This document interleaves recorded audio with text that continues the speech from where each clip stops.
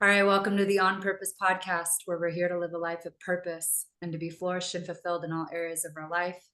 Kirk and I were just having a conversation about this, and we were kind of wasting our energy on the conversation pre this conversation. So, Kirk, All bring us right. into what we were talking about. Okay. All right. So first of all, we're debating. We're not debating. We're like inquiring into what to talk about today. And one of the things we talked about is this idea of um, if you've lived your life being a particular way, scarce, a victim, broken, not worthy of love, like, so whatever however you've been doing it for a few decades, um, you're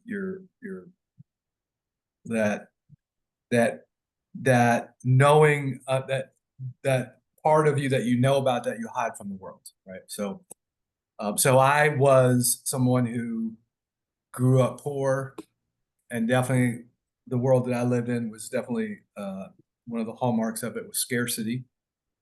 And then additionally about love, since I mentioned that, I can actually tie that in too. I had a very loveless childhood, and so um, my relationship to love was, I wasn't sure that it was real. I'd never really experienced it. What I saw in the movies just sort of made me angry. When I would see something that looked like love out in the street, like a mother embracing her young child or something, I'd be filled with rage, like sort of a jealous rage, thing. And so the world I lived in was loveless, and the world I lived in was scarce and poor, right? So on occasions, I might have on 2 or 3 occasions had really high paying jobs and, a big commission check or something like that. So I would have these windfalls every now and then, or have a good run for a year or two or something like that. And I would have a brief episode of abundance, but my internal thermostat was still broke and scarce. And so it didn't take long before my outside world, it had grown into something that out bigger than my inside world. Like, my outside world became financially abundant briefly, but my inside world was still scarce. And it didn't take long for the outside world to collapse back in to match the inside world. The inside world is the driver, right? So, and with regard to love, I had the experience of being very love starved as a child. So I was really appreciative of any love I got, right? And so what I attracted to me were women who were not well, which was a perfect match for my childhood because my mother was not well. And so I might have brief experiences of love. My internal thermostat both had me pick people who were not people who were going to provide like a deep, authentic, loving experience. And also, even if they did, my thermostat was set to broken and unlovable. And so very quickly, every relationship I've ever been in reverted back to my internal state. So the lesson perhaps is to if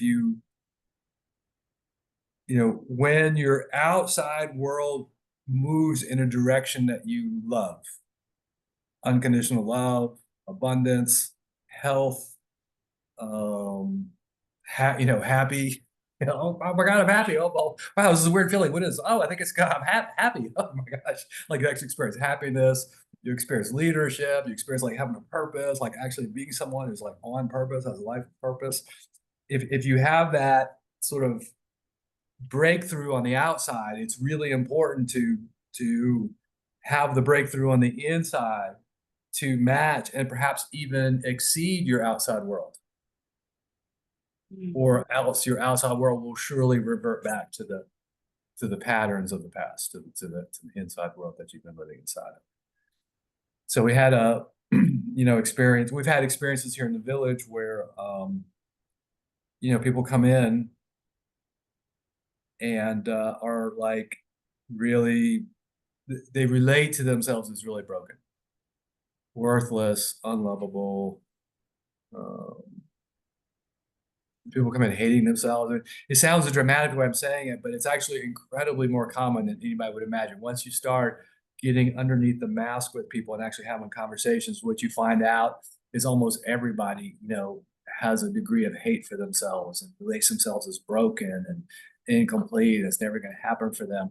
And the people who are really positive and go-getters, that's just a mask to cover up all that darkness and pain.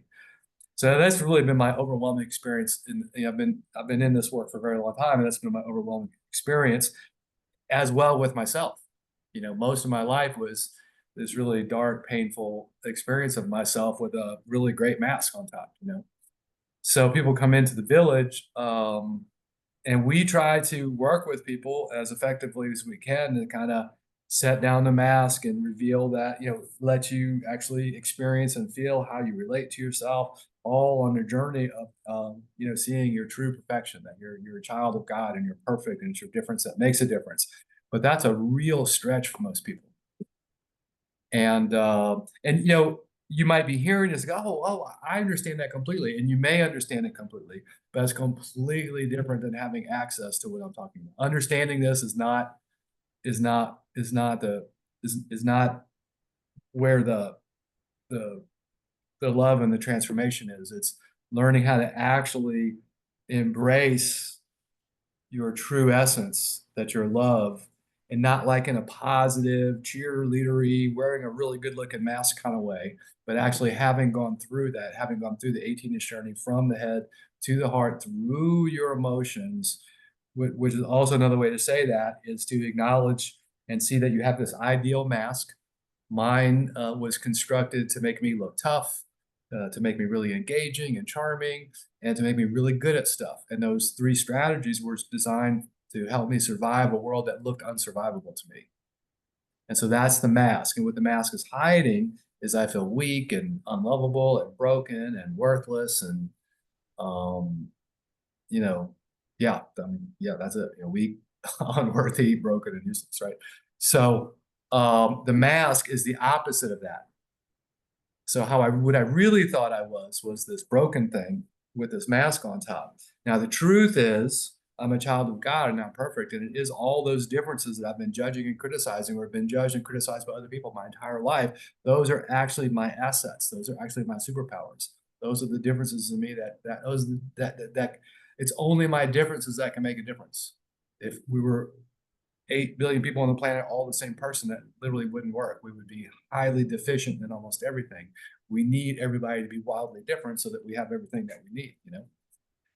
And so anyway, we had an incident today where, someone's not going to be staying at the village very much longer because, just couldn't turn that corner to embrace the truth and thereby like causing a real problem in the village, like putting their hands on people and that kind of stuff, So it's this thing that we deal with all the time, and this is not one that I have a silver bullet for. This is like, it seems like some people are going to make it and some people aren't. We provide the best support that we know how, and I think we're probably the best in the world at it, but it's hard to confirm. But even with all the love and the attention and all the skill and the practice that we provide, it's still, it's not, I don't know what the percentages are, maybe 50-50, maybe it's a little bit better than that. People who come to the village with an intention to stay here and actually stay for more than, 6 months or so. We're probably a little bit better than 50-50 now. I think we've gotten better. I think the main thing that's improved is there's a body of people here holding space.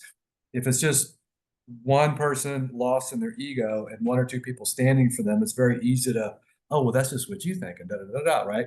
But if it's one person lost in their ego and like 20 or 30 people all standing in love and together and solidarity and seeing the greatness in that person and seeing the true beauty and perfection of them, and also seeing the mask and seeing the real self that the mask is trying to hide, like you can hold all of that and you can really assist people moving through that. But even with all, I think the biggest improvement in our performance really is like we have a body of people and not just one or two people, doing that work. Because it really takes a village to raise a child, and it takes a village to wake up a parent. So I'll pause there. Yeah.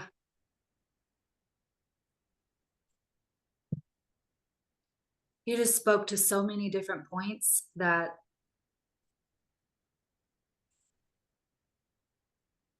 I'm gonna begin here.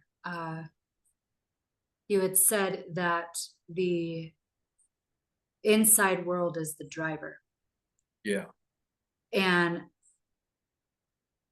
it's an inside job, yeah, but we people say, "Oh yeah, I know that," and you said that as well, and oh, I get that, and I've done all the work, and I've done work on myself for 20 years, and I know all the phrases and all the lines, but the real thing is about, well, yeah, but did you actually make the journey all the yeah, way down? yeah. And so, I mean, how does how does one access going on the journey? What was your access point? First, I want to say that the idea that the inside world drives is the exact opposite of how we're taught in the world. How we're taught in the world is get a lot of money, get a great house, get a great relationship, wear the right clothes, do all this, and then you'll be happy, fulfilled, and successful and useful. But that's not remotely true. So Yeah. I just want to make that a point that what I'm saying is radically different than how the world operates with regard to the inside is driving, not the outside. With regard to doing the work deeply, which is how I heard it. Um,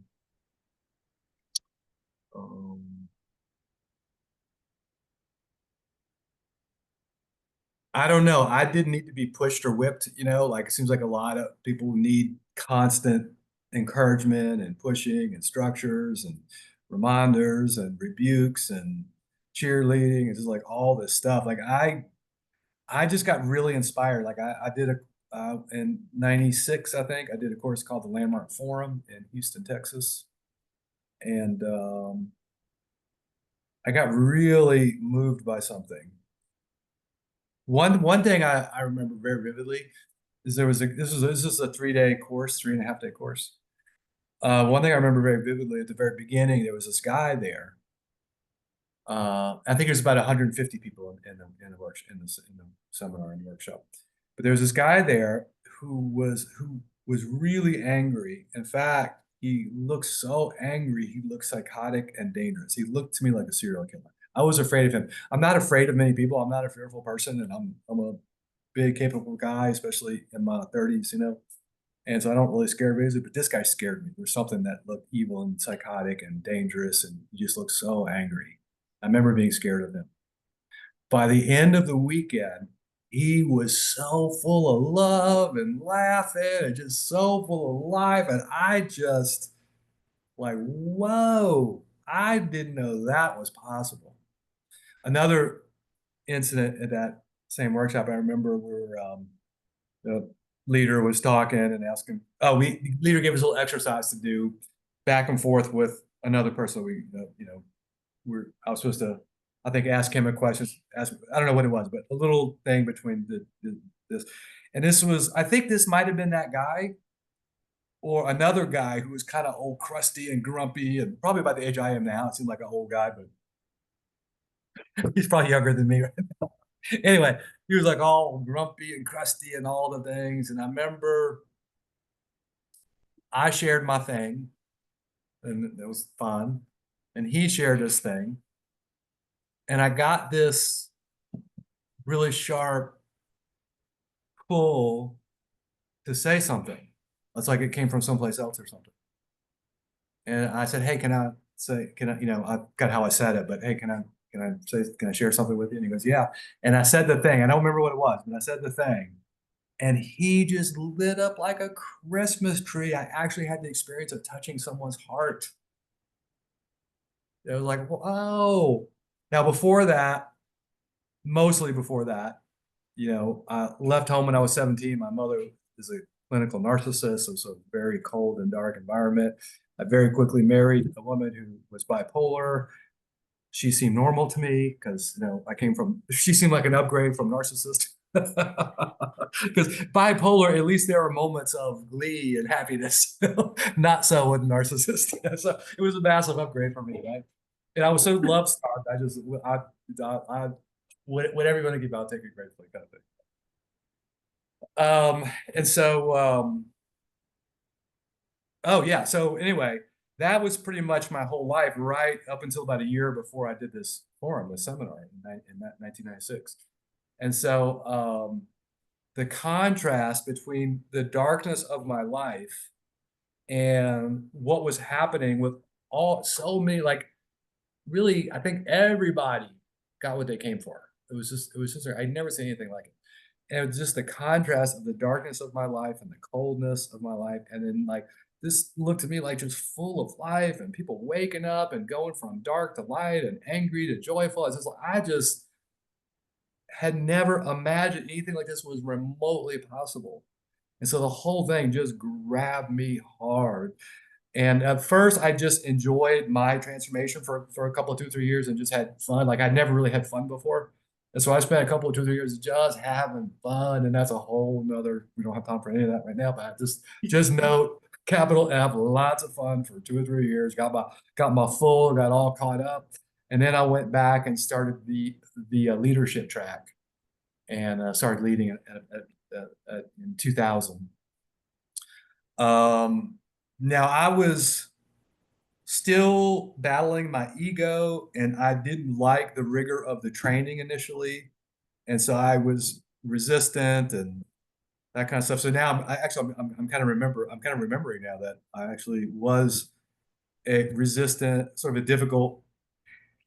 I've met my classroom leader, the person who did my training since then, and she said I wasn't difficult, but my memory of I was I don't know.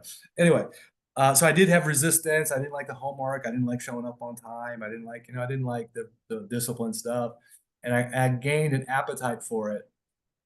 But there was this huge inspiration to be someone who could actually not only experience joy and like life, but touch people's heart. Like that was just really magnetic for me. And I did go through a bumpy phase of not wanting to be disciplined and not wanting to, keep my promises and all that kind of stuff, just free and if I feel inspired to go out, I want to go out and all that stuff that people say. So I was in that for a few months. And then something happened. I remember I was going to quit the program, and so I raised my hand to go talk to the leader, and I was all fortified. I was all armored up and ready to, say the thing. And some woman jumped in front of me, and it really pissed me off. And then she started saying all the things I was going to say. And I remember listening to her going, ugh, I do not want to be that person. And by the time she was done, I turned around and sat down and literally started the program for Wow. What a me. blessing that woman was. Yes, and I was so pissed that she jumped in front of me. Well, thank God for that woman. Yes. And she quit and took off and did all, I never saw her again, I didn't, and here I am in this career that I have. Wow. Yeah, so my whole career pivoted on that one moment. I would not be here today if that hadn't happened. Because I wouldn't have these skills. I mean, I wouldn't have never met John, and had I met John, I would have had nothing to offer Wow. him. Wow.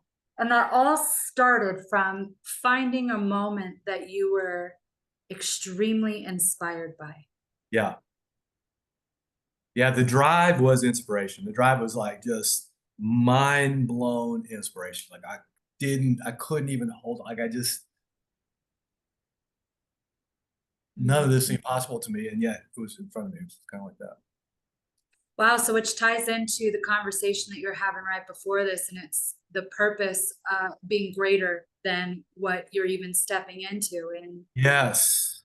Yes. and yeah, that conversation, it's not about chasing things that are fleeting, that when you finally get it, it's going to be gone anyways, so it, Yeah. it it doesn't even give you anything. It's not even something of value or of virtue, and so um wow, the question of what one would ask themselves is, what inspires the F out of you that you want to head towards and go on that purpose? However, I would not have been able to answer that question Mm, because what I got caught by was beyond my It was Awareness. beyond my imagination, literally beyond I could not have imagined that yet at that time. What the results I saw in that forum were unimaginable to me until after I saw them. It was beyond my imagination. So So it's now, like, wow. Oh, so it's like a miracle, like it was a miracle, yeah. being a witness of a miracle. Yes. And like, boom, like actually being part of a miracle in my reality. Wow. I touched that guy's heart with a question, or I can't remember if I asked him a question or said a thing, but it came through me. He lit up. I was like, that got me, man. Like, I didn't know I could be like, I had been taking from people my whole life. Giving to people felt so much better. Oh my gosh. Yeah, it's something completely different. I the 4.0 leadership program that you have placed inside of this world, Kirk, I'm blown away.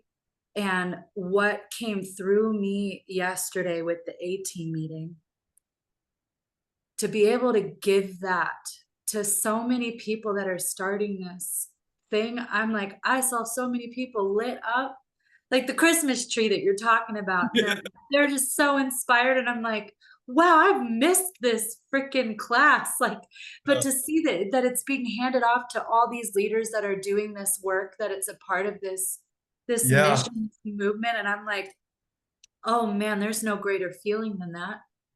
Well, let me tell you how I know you and Christy are doing an amazing job. This is from Amy. Thank you so much, Kirk, Christy, and Sarah Jean, and Donna, for the love and structure in setting up Visionary 4.0, with all the support to grow and step into leaders and divine channels we are meant to be.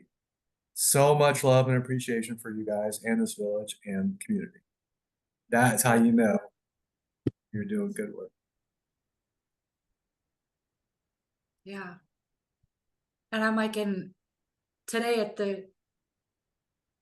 at our breakfast table, those meetings, they touch my heart. They're so profound, and to see someone that's in their early 20s doing this work and is just fired up to do it. I'm like, wow, what a difference this person is going to make in this world. And I'm like, whoa, to be a part of that, to be a part of that journey, like that is super cool. In my 20s, I was not working out how to be a contribution to the world. No, That's not where my head was at. Quite the gosh, and to opposite. be I was real. trying to figure out how I was going to take from the world. Yeah.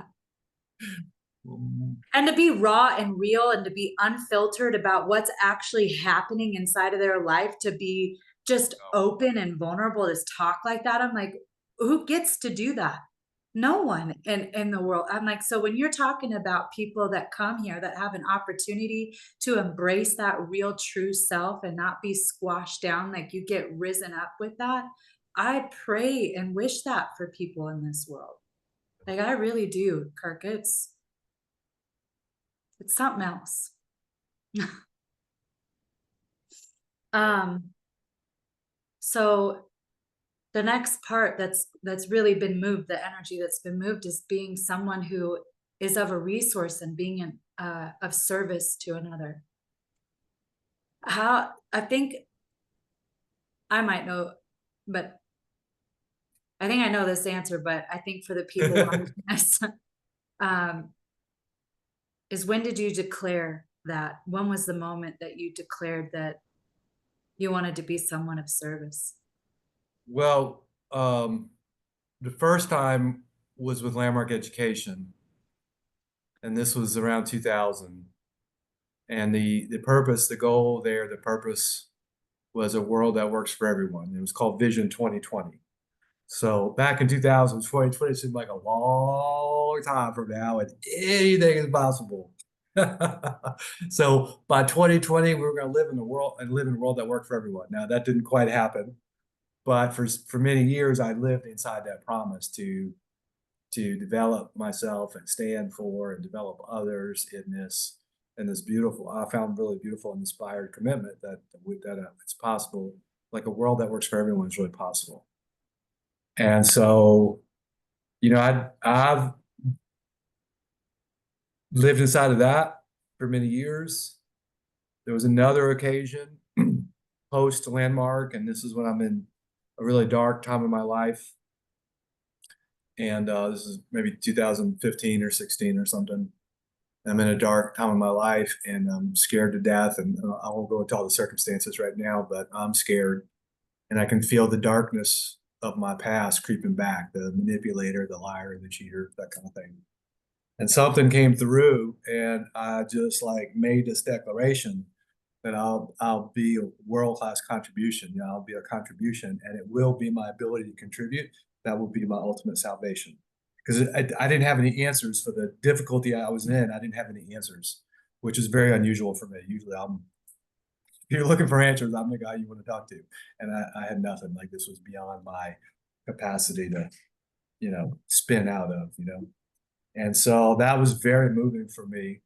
And that's what really got me to Earthquake University and John. I was still very much in that when I met John, and my ability to contribute was absolutely the key to my salvation, key to my freedom, and returning back to a powerful, awake, full-grown man. And that's evolved since then. And my covenant at the moment is to bring heaven on earth. And so they're all three different in some respects, and they're all very much this phenomenon of surrendering yourself to a purpose greater than yourself, and a purpose that you have no idea how to fulfill. One thing all three of those events had in common is each of those promises was impossible to fulfill, or certainly seeming so to me at the time. And so that it seems to be kind of the nature of it. It's this covenant, this surrender, this acceptance of a purpose that looks impossible, but it inspires you beyond your ability to really articulate. You just live inside that and put the bit in the mouth, like a racehorse, and buckle down. And so it's not much of a silver bullet as far as silver bullets go, but that's how I do Wow. it. That reminded me of the distinction that's for this week, and it's being all in. All in, yeah. Yeah, we have another podcast on that distinction, but you literally just described key components of that. Yeah. It's surrender, it's the putting the bit in the mouth, it's burning all the Yeah. boats. There is no back door. You're like, I'm headed in this direction and this is where I'm going, no matter what, Yeah. you know. And All the questions have been answered. We're now moving that way. we're yeah, going there. Hey, just let everybody know all the questions have been asked and answered. Okay, great. Now let's go. Wow. Mm. Yeah, so I don't have second guesses anymore. I don't have doubts. I don't have second guesses. I'm not like wondering if I made the right decision. I'm not wondering if I should change my mind. No. It's freedom for me. I Yeah. just get settle into where I'm at and what I'm up to, and it's way simpler and way more enjoyable, a lot easier. It sounds like difficult and constraining, but it's actually easy and free. Oh yeah. We all live under constraints. Oh, this is good. This is good. We all live under constraints, but only a few of us have chosen them for ourselves. We all live under constraints. But only a few of us have chosen them for ourselves. So I've chosen my constraint. My life is to bring heaven on earth. So anything else is off limits, right? So that's my constraint. But I chose it. It wasn't, it's not like I'm being told to never leave my house or wear a mask or inject my body with experimental chemicals. Those are also constraints. But I didn't, those were not of my choice. but this is a constraint that I'm choosing. So that's very different. Most people won't do that Why? because the ego wants freedom. The ego resists constraints. The ego resists promises. The ego resists anything that will weaken it. So if you surrender to a purpose, you're no longer following the ego. So that's literally the last thing your ego wants. Literally, the last thing your ego wants is for you to live life with purpose, because then the ego becomes obsolete. Mm. It's not actually true. It becomes obsolete in its own awareness, but in its own assessment of things because it wants to be in control. But actually, the ego doesn't go away in a life of purpose. The ego is just harnessed for the purpose. So my ego is constructed like I'm a tough guy, I'm a smart guy, I can do a lot of things really well, and I'm charming and engaging, right? So that's what my ego constructed to survive the world.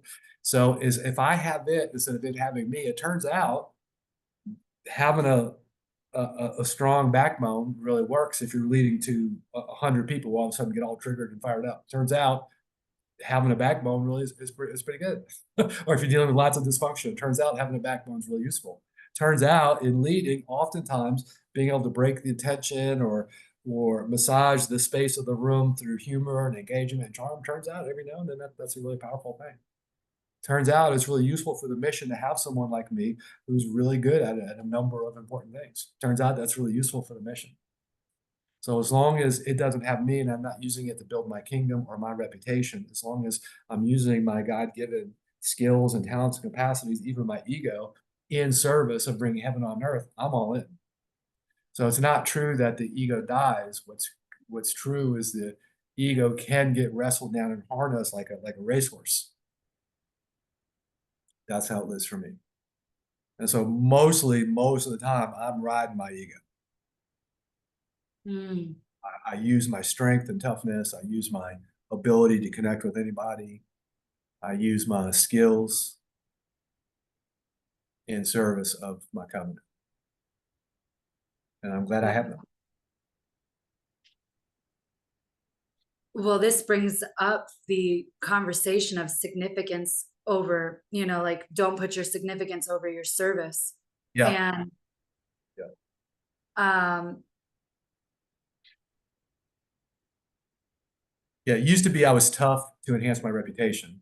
I was charming to enhance my reputation. And I would, demonstrate my skill at interesting things for my reputation. Now that's no longer the case. That's not why I use them. you only use them in service Yes.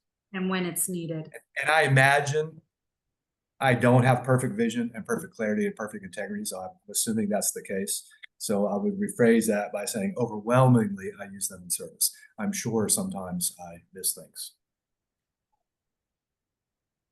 given I'm a flawed vehicle. Yeah. Wow. So can you distinguish significance and not placing that over service? Yeah, so yeah, right in this conversation. So significant would be my ego has me and walk around being tough so that like it benefits me somehow. If I'm in a bad neighborhood, I walk around being tough to be safe. If I'm whatever, build my reputation, show off to the ladies, save my ass, or whatever. But I'm using tough for my personal specific benefit. Charming was a great one for that because I was somebody who could go in pretty much any environment, get a read of what's going on very quickly, and start making people giggle and smile and laugh and joke around, that kind of stuff. Very powerful. That's a very powerful way to manipulate people if you were trying to build your own reputation or if you're in an unsafe environment. Very, very effective. And I'm skilled at some things that are impressive, like playing drums and public speaking and other things. And so it is very easy and convenient to drop things in every now and then, like, oh wow, you can do that too. Oh yeah. So, but all that in the past was to enhance my reputation, either for my profit or for my safety, to avoid something bad or to gain something.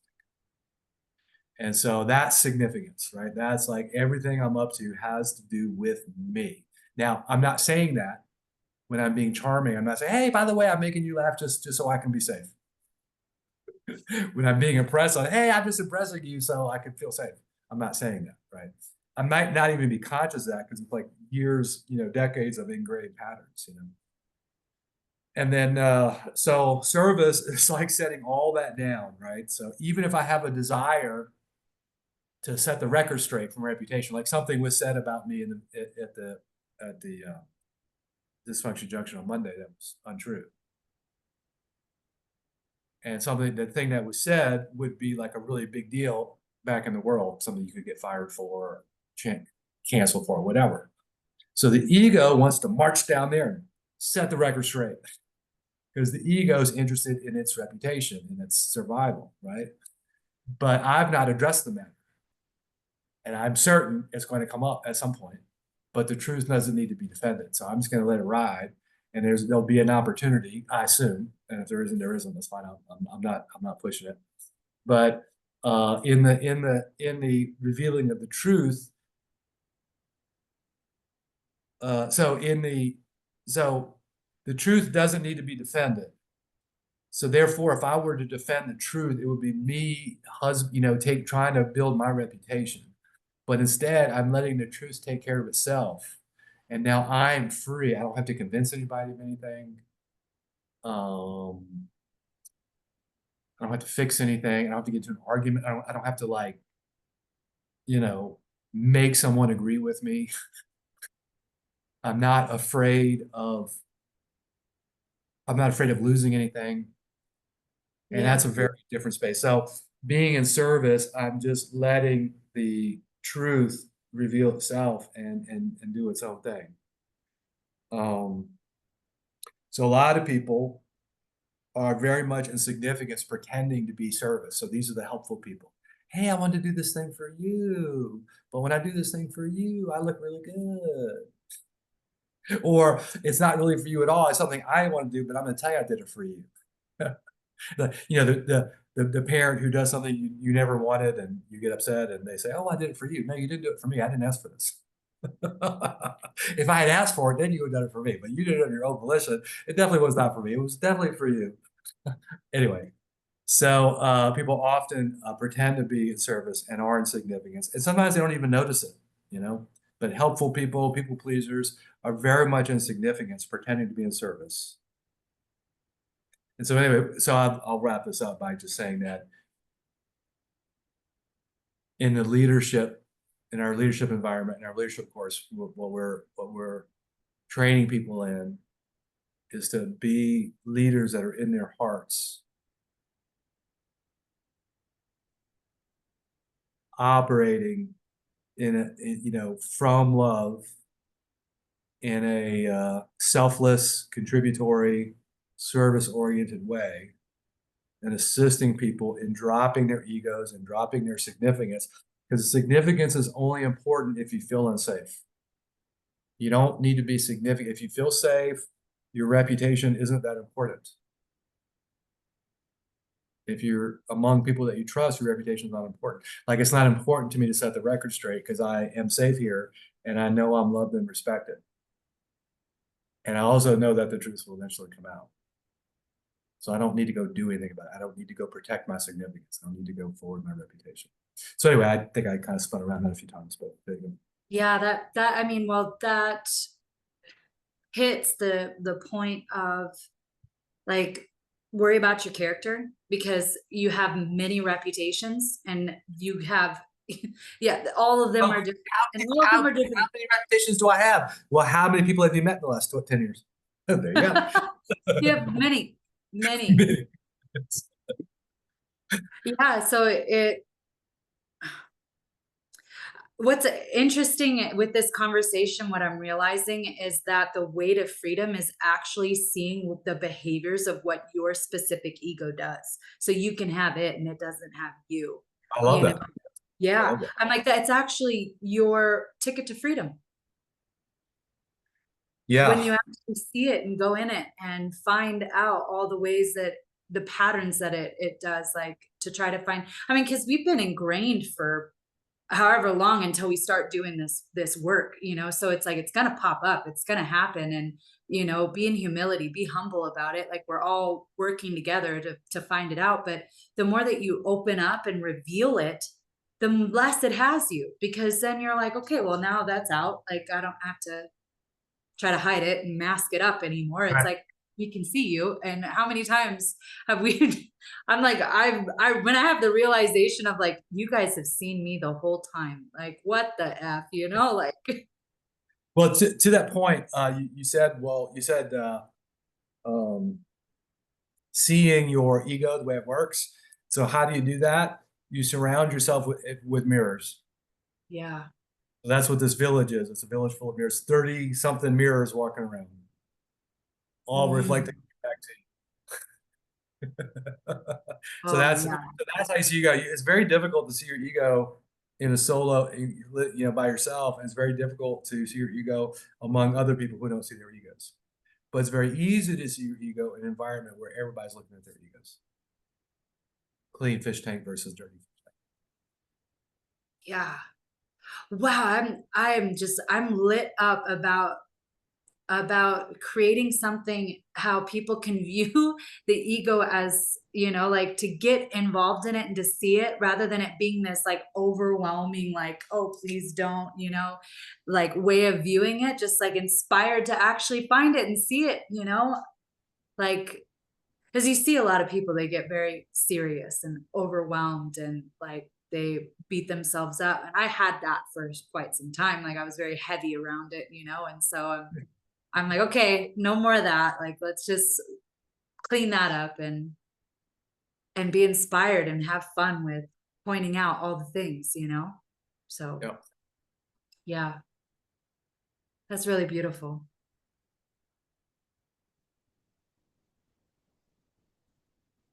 It brings me back to the point